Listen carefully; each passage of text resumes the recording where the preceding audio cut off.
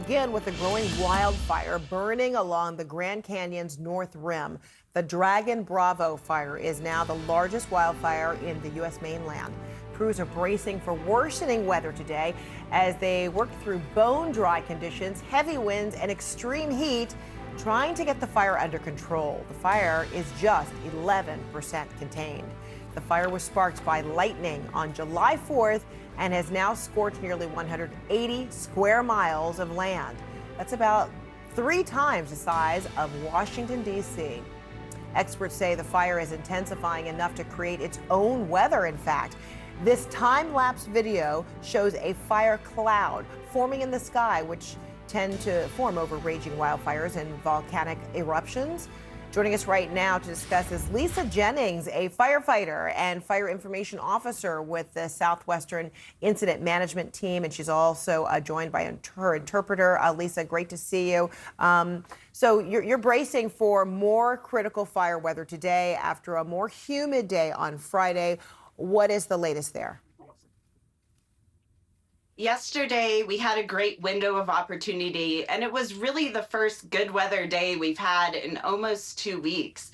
We keep saying even a good weather day on this fire would be a bad weather day on any other fire. But what it did is it allowed our firefighters to essentially go on the offense, get close in on the fire, and try to increase containment on this fire that's been incredibly hard to contain.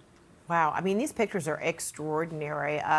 You've talked about fire clouds being spotted over the Dragon Bravo fire, which can eventually generate lightning, wind gusts, and sometimes even produce tornadoes. Tell us more about this threat, how prevalent it has become during the battling of this fire. Yeah, so that red cloud that you see on that clip, that the technical term is a pyrocumulus cloud, and that's just as you said, it is a fire cloud. So that superheated moisture that's released when a fire is burning fast and hot through vegetation, as that rises up off the fire, it forms this cloud.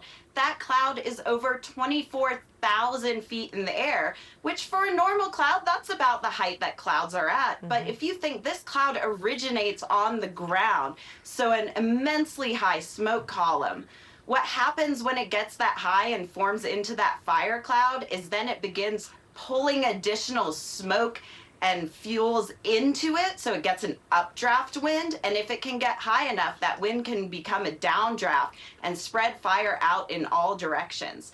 That's what we really watch for. Our number one objective is firefighter safety. So when those fire clouds form, that's when we have to pull back and go on the defense. I mean, that's unbelievably dangerous, on top of a job that is already dangerous. So the latest update, showing that the fire is just 11% contained. The fire was at 26% containment at the end of last week, but then dry heat, gusty conditions, erased much of the progress from the last few days. So is there anything that can be done to combat kind of this record dryness? Does it change the way in which, you try to attack this blaze? Yeah, fire spread has been really tough to combat.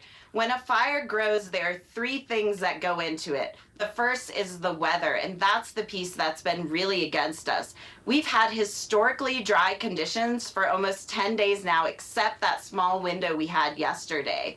The second piece is the terrain here at the Grand Canyon. So you can see the canyon behind us. It's beautiful to look at, but imagine going in there and trying to fight a fire. The Grand Canyon and the canyons that come off of it, they call those kind of finger canyons coming off the main one. They create their own wind tunnels, and that is very hard to fight. And then the third piece is the fuel it's burning through. You think of a campfire, right? You put the wood on the campfire, that is the fuel. In a forest fire, that fuel is live trees, and it is very thick out there. And that is causing this fire to grow quickly on these hot days and send out burning embers a mile ahead in some conditions. All those 3 things make this extreme fire behavior something that many folks have never seen before. And so we're having to readjust our strategies to essentially drive the fire into areas where that fuel, right, those forest types are a little bit smaller and easier to control. And that strategy has been effective.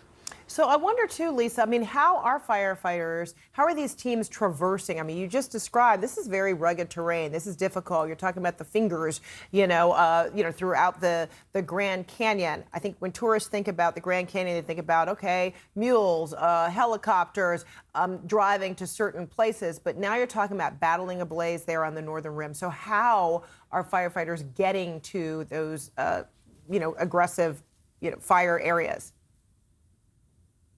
One of the critical areas we're working right now is called Crystal Canyon, and it's been giving us trouble for days because there's a cliff in between where we can access and where the fire is burning lower down. So our only option in those areas is to use helicopters to drop water in, because there is no way you can get a person, a firefighter, down to combat that blaze. And so we have a team of aircraft supporting this incident, a dozen aircraft, mostly helicopters, assigned, and then we'll bring in those big air tankers that you see on fires with the red fire retardant to drop in and further slow the blaze in that area. But it's a slow process, and what it does is it helps contain that blaze until we can get the weather to come in and do some more aggressive work on the edges. Oh, incredible. I mean, all the best to you and all your teams, your interpreter there, your crews out there on the ground. I mean, this is very difficult. We wish you the best and continued safety. Thank you so much, Lisa Jennings. Thank you.